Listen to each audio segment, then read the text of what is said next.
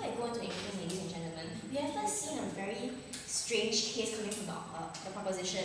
We actually see a case shift. The first speaker came up to us and told us here today that they're going to talk about academically inclined students, people who are top few in their class, and they will be taught separately academically. While the second speaker has come up here to tell us today that they're going to groom sports talents, musical talents, artistic talents, and we don't really understand where they're actually coming from and what they actually want to propose here today. But we're going to take it on the first speaker's speech that they're going to groom on academic talents.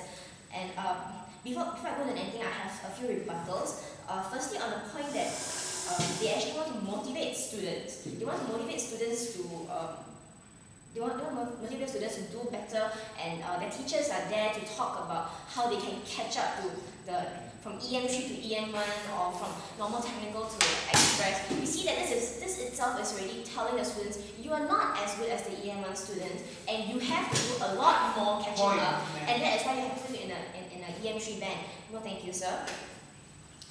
And another thing that we like to correct them on is that when they bring in this, the example of Singapore system, we actually don't have EM1, EM2, EM3 anymore. They're actually doing a different banding system where they group people who are better in terms of maybe English into another class, and when they go for maybe maths class, they're going to a different class. We see that the reason that they're doing this is because they recognize that there is discrimination, and that is all the proof that you need. Yes, sir.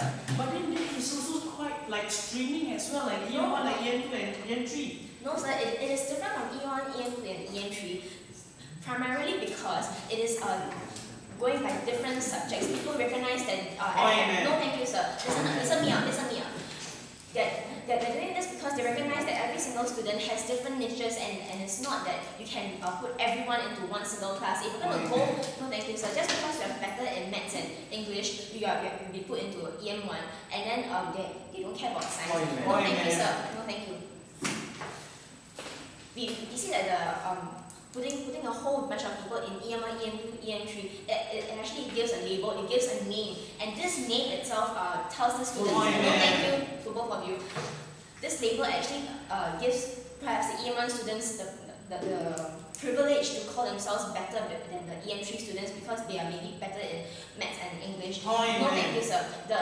This new system that they have actually put in place removes the stigma of being an EM3 student. It tells them that no thank you to both of you.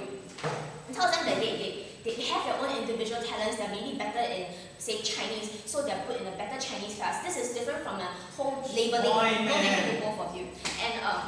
And it's because of that, I want to my point on how the current system is actually sufficient enough to expand their talents academically by putting them in classes or subjects that they're better in. With no thank you, sir. With maybe a chapter or two more advanced than other classes, we see that this helps them to actually improve in their own individual subjects, and helps them to improve in their own special areas, and without feeling a stigma of being in an EM3 band. No thank you, sir.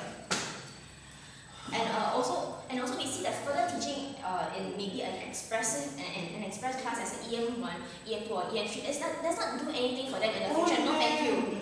It does not do anything much for them in later on, because we see that when they go on to secondary school, they are again banded into different classes. They can never move out of their own boundaries. No thank you, sir.